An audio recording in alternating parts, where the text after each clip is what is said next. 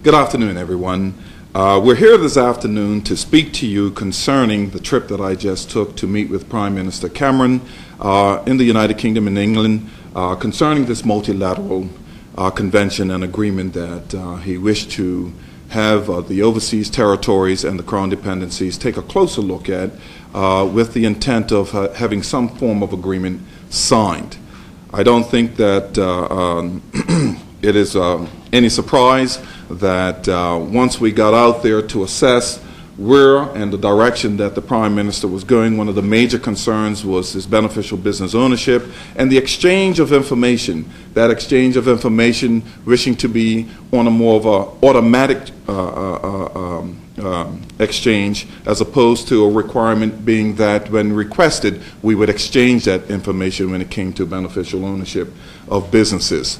I don't believe that it is a surprise also, as you've been looking in the news around the world, that many of the G8 nations have been looking at this agreement as well as to the direction that they wish to go in. And it has been very apparent that many of the G8 nations, like the U.S. and Canada, have spoken out concerning this matter and have been pushing back to some degree as to how this is really going to happen. And so I met with the overseas territories, prime ministers and premiers, also with the Crown dependencies were represented there. We had the opportunity to sit down at the table with the Prime Minister Cameron and also with Mark Simmons, the overseas territory minister, and we had a rather lengthy luncheon meeting with the two of them about the concerns that we had as we move forward. As overseas territories and as Crown dependencies. And I believe that throughout that meeting it was unanimous that we felt that Bermuda and the likes had not been given the fair opportunity to look at this agreement, this multilateral agreement, in its totality, to be able to make any assessment as to whether or not we could sign by that time. And I want to assure Bermuda that we have not signed any agreement at all. It is important that you understand that Bermuda has not signed any agreement. We need to be responsible, this government. And in being responsible, we must look at every T and make sure that it is crossed and every I and ensure that it is dotted, because we do not want to put at jeopardy the financial model that we do have in Bermuda. And it's important for us to clarify this model. Bermuda's model is an insurance model, not a banking domicile. What we do here is we look out for nations like the United States and the United Kingdom when there are catastrophes. It is the companies that are domiciled here in Bermuda who are set up that pay in large premiums when these disasters do happen. For instance, like Hurricane Katrina and the devastation that it brought to the east coast of the United States. It is the businesses that are domiciled here that pays out in billions of dollars to ensure that many of the places like the UK and the United States can get back up and running again and can create jobs and sustain jobs and put them back to the position that they were in before these things happen. It is this government's goal to ensure that we maintain jobs and that we grow jobs through ensuring that the businesses that are here can thrive and excel, and that we can also draw interest to Bermuda with new businesses coming here. And it is this government's responsibility to ensure that we uphold this domicile, Bermuda, and what it is that we do. We are an insurance jurisdiction, and we will continue to thrive in that market to ensure that here in Bermuda, this is the number one when it comes to captive insurance and reinsurance and insurance. And we've been in that position since the very beginning and will continue to do so. It's also important that since the 1940s, we have been exchanging information all along. It's important for Bermuda to understand that when it comes to the highest of regulations, Bermuda has always been the forerunners. Based on this trip, it became very evident that Bermuda are one of the leaders when it comes to the exchange of information and transparency.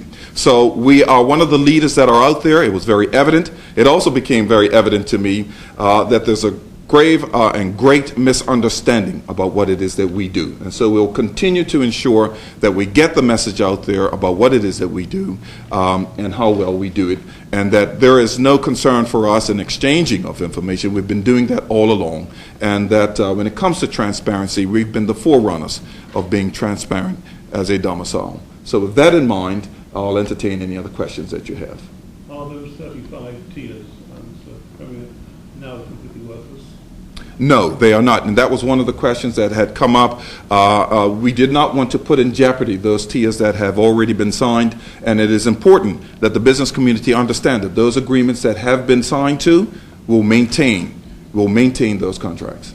Did the UK accept your wish for more time to consider this? They have to. Did anyone sign? No. Now, they may have since switched, but no. As of the time that I left, no one had signed up to the agreement. Let me just expand on that. As far as the agenda is concerned, there was nothing in the agenda that said that we had to sign up. It's important that you know that. At the meetings, there was no pieces of paper placed in front of us that we had to sign to. Having said that, Premier, what happens if you don't sign? If a jurisdiction does not sign, has that been discussed? Well, I think what's important to understand first, before we say that if no one signs up, it's important to understand that sovereign nations like the United States and Canada and the likes are still trying to come to terms with this global agreement. So it's going to be a while before we all come to a consensus as to exactly the direction that we want to go in. They also want to ensure that they're looking at this very closely and that they're being responsible as well. So as we move towards tightening up the net of illegal activity and the likes, I'm sure that some agreements will be found, but right now we're not at that position. Has there been a deadline placed on a decision No. for the smaller jurisdictions? No deadline at all. The G8 have agreed to measures to crack down on money laundering, tax avoidance, corporate tax avoidance, etc. This might be a better question for you, Mr. Richards, but how will that have an effect on shell companies in Bermuda, such as Google, which caught all the headlines for us earlier? Sure, I can speak to the issue of the Googles and the likes, and I know that that's one of those that has come up in the past, and the Starbucks. It's important to understand the model first. Bermuda is just a part of a chain after the fact. With the agreements that Google has, those agreements come into place with places like Ireland, who have a double tax treaty act in place, which allows them to set up themselves to be able to do what they do. Bermuda is down the chain. So if we want to avoid these things from happening, the UK, the G8 nations really need to go to Ireland and the likes and address them first. You managed to grab most of the headlines while you were up there. Do you think that was a sign that it was a mission accomplished, besides that little hiccup with Reuters? Well, I don't think that there was necessarily a hiccup. It's important that Bermuda lead the way here as far as its own destination, and that's what we set out to do. We set out to ensure that we got our message out there. It's always interesting to watch how the media report on things, but I can certainly say that one of the greatest lessons that we learned out of this is that we need to continue to champion the cause of what Bermuda does, so that there's not these misunderstandings about our business model. There's a lot of misunderstanding out there, and we're going to ensure that we dispel those misunderstandings. And can we expect you to help that process by bringing those stories to us perhaps first before going to Reuters and the other international media?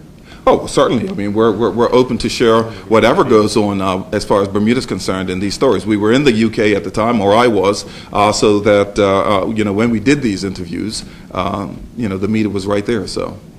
Has that misrepresentation, what you characterize as a misrepresentation of your position in Reuters, has that been addressed with the agency itself? Yes, we have addressed them, and we have put rebuttals out there to ensure that they're very clear. Have they accepted that it was a quote-unquote misrepresentation? Will we see something of that nature in print? I think the important thing is that the media will have to do its homework. I think they've been leading off with misinformation, and that's where the challenge comes in. If you look at many of the articles, they just don't understand the business model that we have or what the other OTs have and some of the Crown dependencies. And so that's where this misunderstanding is coming in. I believe that over time, as we continue to champion our cause, which is what we haven't been doing in the past, that there will be a clear understanding of the business model that we have and a better understanding of what it is that we do. So when you say that we haven't been championing our cause, is that to say that prior prior administrations have not championed Bermuda? Yeah, no, that's not what I'm saying. I believe that I believe there was an interview that I did with one of the local medias here, and I said that I championed the cause and want to give accolades to the many TIAs that were signed before. I think there was a great thing that we continue to do. It really put us ahead of everyone else, really and truly. When I was out there in the meetings, it was evident that Bermuda was ahead of everyone in the number of TIAs that we signed. So this is a great thing. But I think that as we continue to look at the economic changes that are taking place and the need for more globalization as far as standards are concerned, we're going to have to step up our efforts in what it is that we do as far as PR is concerned. So we need to get better at getting our cause out there. That's what I'm saying. You've made it clear that the news agencies don't appear to be quite clear in what Bermuda does as a financial jurisdiction. Let's shift it now over to the Prime Minister. Is the Prime Minister himself clear on what we do? I believe that after this meeting he is. So prior to that, he was not quite sure what we do as a jurisdiction? Well, I don't want to say that, but it was important for me to make sure that he understood our model. I do believe that there were some misunderstandings possibly, but I think after this meeting it's very clear. I do believe that for sure. David Cameron was making it pretty clear in the press that he was going to hold the feet of places like Bermuda to the fire. Was there a lot of pressure on you to come through with some sort of an agreement? Well, I'm not sure if that characterizes exactly what he was saying, that he was going to hold us to the fire. I do believe what he was looking for is better regulation, and we are committed to that better regulation. It would be easy for me to say, well, you know what, it's important for the G8 nations to get their thoughts together, but that's not the position we're in. We're here to work together to ensure that we have a global standard that everyone can operate with. Do we still have that chair with the Economic Forum as the co-chair of OECD's? I believe that's still in place, isn't it? Yes, it is. Who sits on that? I'm not sure who that is. You want to? You do. Yeah, Wayne does. Mr. Brown does. Yes. What use has that position been to us since it all came to a bit of a collapse? You want to speak to that?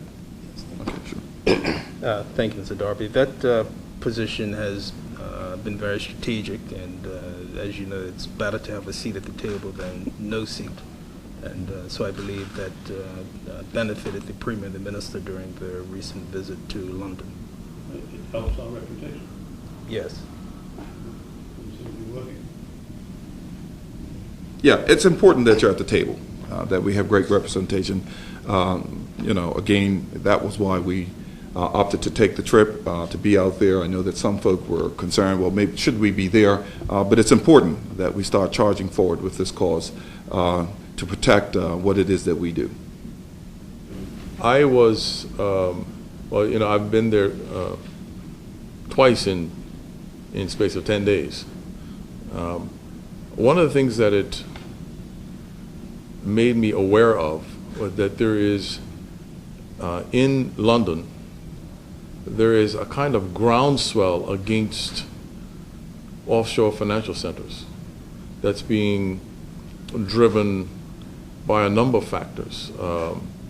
First of all, U.S. is coming out of a recession. UK and Europe are not. Unemployment remains very high in the UK. Budget deficits are ballooning. So it's a very sort of difficult and negative environment over there. And I believe that overseas territories and crown dependencies are to some extent being used as scapegoats and distractions from domestic policies and domestic policy failures. On top of that, you have a core of non-governmental organizations, NGOs, people who are feeding the hungry and all that sort of thing in various parts of the world, who also have latched on to this notion that either multinational corporations or so-called tax havens are responsible for these countries not having any money, these poor countries not having any money. So there's that I was very surprised at the virulence of that sentiment that exists over there right now. And it is this environment that the Premier is referring to, and he said we need to get our message out there. Our message is to a significant extent, being overwhelmed by that noise. And therefore, we have to up our game. We have to increase our volume. I think we kind of had an assumption that what Bermuda does is understood over there. You know, we've been devoting quite a few of our resources and time, if not on the government level, but certainly on the ABIR level and ABIC level, to make sure that people in the United States and in Congress, places like that, understand the value of Bermuda to them, so that they don't pass any legislation that is harmful to Bermuda. We've kind of not emphasized what's going over in the UK. And so when I got over there, it became clear to me that we had a lot of work to do over there, because we just kind of assumed that because we have this relationship with Britain, we have a British representative in our midst at all times, and we have two of them in our midst at all times at the most senior level, that somehow there's an understanding over there of what Bermuda is all about. And I was surprised and dismayed to find out that that was not true, that they don't understand what Bermuda is all about. They continue to lump us in with other jurisdictions that are engaged in offshore banking, that have secrecy laws, that are involved in money laundering. These are things that Bermuda is not involved with. We have had a tax treaty with the United States since 1985. We have been at the forefront of anti-money laundering practices and legislation for, I would say, a decade and a half. And as the Premier said, we know who owns companies in Bermuda. International companies, we know who own them, because we've required them to tell us since the 1940s. And we've required them to tell us because we wanted to protect ourselves against them. But now they say they want to protect themselves against us. That's the irony that I found when I was in Britain. So bottom line is that we have to up our game in terms of our communication to let folks over there know that Bermuda has a continuing, mutually beneficial business relationship with the United Kingdom and with Europe, because I believe that that understanding is much further ahead in the United States. We've been reasonably successful in the United States. We've kind of dropped the ball a little bit in Europe, and we've got to up our game in that. What's important right now is that we understand that Bermuda continues to champion the cause in the direction that it's going with its business model. It's important for Bermuda to know that we have not signed any agreement. It's important for us to recognize that as we go forward, we'll continue to champion the cause of Bermuda's business model as an insurance domicile. Thank you very much.